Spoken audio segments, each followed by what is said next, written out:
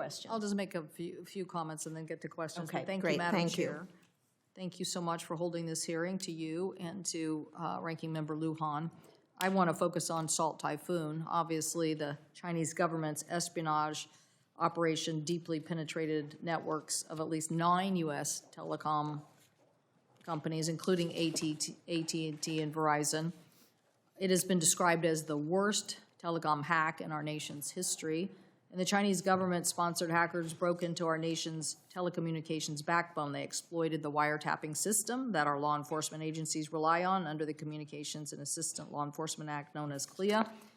These systems became an open door for Chinese intelligence. Salt Typhoon allowed the Chinese operation to track millions of Americans' locations in real time, record phone calls at will, and read our text messages.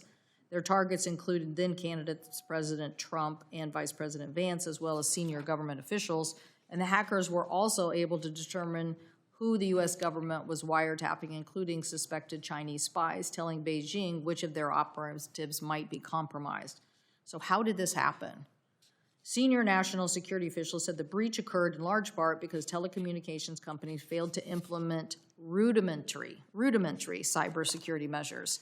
Investigators found legacy equipment not updated in years, router vulnerabilities with patches available for 7 years that were never applied, and hackers acquiring credentials through weak password. Security professionals across the industry were shocked because this kind of basic failure would not be acceptable in healthcare or banking or in technology firms, yet here we are, the telecom system, and basically the most sensitive communications. AT&T and Verizon claimed they contained the attack, but government officials and cybersecurity experts remain deeply skeptical. The FBI said it cannot predict when we will have a full eviction of these bad actors, and even Chairman Carr acknowledging when he was rolling back the rules that protected them, quote, "we are still being exploited," end quote. Earlier this year, I wrote to the CEOs of AT&T and Verizon demanding that they provide documentation of their remedies. Both companies refused. Hardly a transparent effort. I believe that the American people deserve to know whether China is still inside our telecom networks. We deserve to know. Perhaps the most telling response in the breach came from the FBI itself. In an unprecedented step last December, the FBI and CISA urged all Americans to use encrypted messaging, basically apps like Signal, to protect their communications. Interesting. Encryption is your friend, they said. Think about that. Our federal law enforcement agencies are telling Americans you cannot trust the security of your own telephone networks. That's what they're saying. And you should use encrypted communication. So, Ms. Jordan, what level of requirements should we be putting on our wireless providers to make sure that we are getting the level of security that Americans deserve?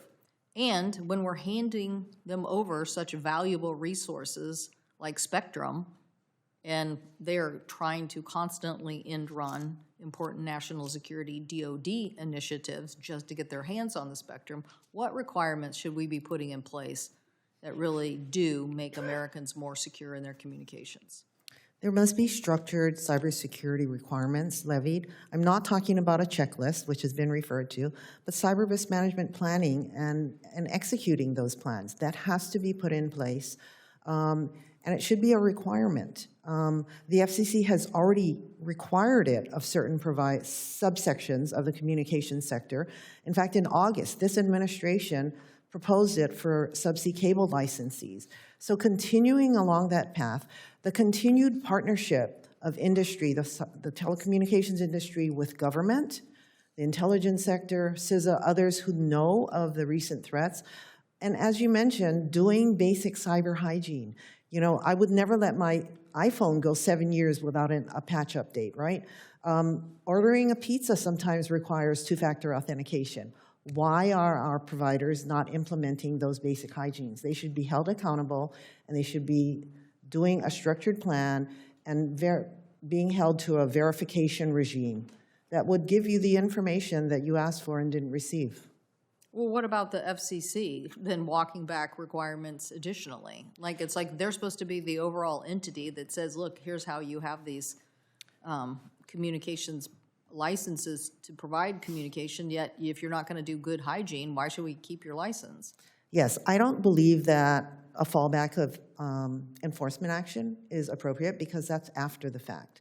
So again, they should be leveraging this requirement to use the cybersecurity framework or something similar to do structured planning and execution of cyber risk management across the entire communication sector. They shouldn't be doing it in little pieces like the EA-CAM or the subsea cable or this pocket. Yep. It should be done pervasively. Well, the Grid NARUC is a similar organization that does this for the grid itself. Do you think that that's what we need here, something like that, where at least I think it's worth... there's a dynamic and input? I mean, me personally, I think we know this is the information age. We know that this is what's going to happen. So letting these guys off the hook, and when it's so much vulnerability for Americans that our FBI and law enforcement are telling us use encrypted networks, it's gotten to a point where we got to do something to better help the public. Or why have, or basically you're just setting them up. You're just setting them up to say you are going to be a target. I agree, and I think that there are some aspects of what China is doing that are nation state, and therefore even the telecom providers might not be able to stave them off. But if the providers are not doing basic hygiene across their networks consistently, then yes, they should be held accountable. I'm not saying if a nation state comes in and does something that we couldn't predict, that's a different scenario. But they should be held accountable to doing the basic hygiene, patching, not default passwords, encryption, those kinds of things. Well, I think that's the most shocking thing, and this committee has had several hearings, and there was another big break, and that was exactly the same issue. There was a patch, it was available.